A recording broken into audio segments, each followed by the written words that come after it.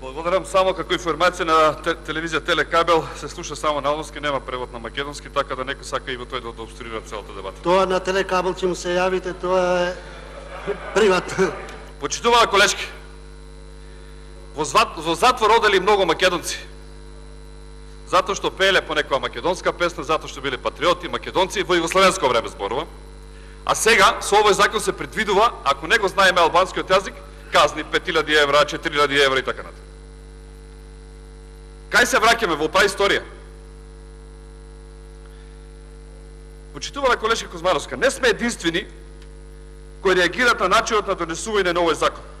Покрај пратениците на ВМРО-ДПМН, но и целата експертска јавност, како што се професори, академици, професионалци, кои што се засегнати со ова проблематика, на секој можен начин им порачаа на пратениците и на Социјалдемократскиот сојуз и на сите нас, дека овој закон е противуставен и дека излегува надвор од Охридскиот рамковен договор.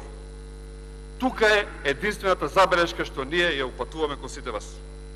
Почитувана колешки, точно е 2008 година, 2011 се донесе закон, еве имаме нов закон 2017 година, не е ништо спорно.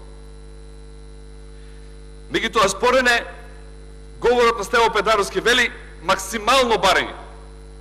БЕСА вели треба да се надгради уште повеќе, ДПА бара нов закон за равноправноста на македонскиот и албанскиот јазик, како и кирилското и латинското писмо. Нов закон има. Сега, има ли крај целата работа? И до кога? И затоа ја бараме дебатата, затоа бараме јавност, затоа бараме да се произнесе некој што може би повеќе разбира од нас. Не реагираме против никого, со сета почет кон сите. Почитувана колешки, некој за Македонија, некој за пари.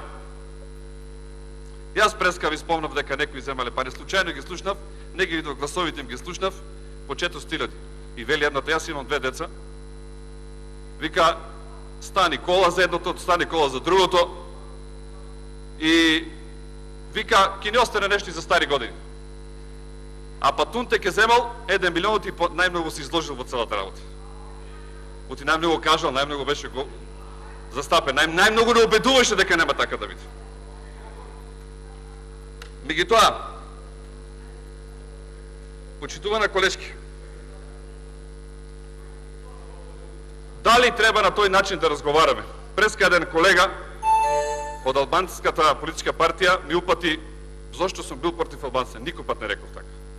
Битката ја биеме ние македонците. Тука е битката. За жал се повторава историјата како и досега. Јас ги замолувам пратениците македонци да размислат малку.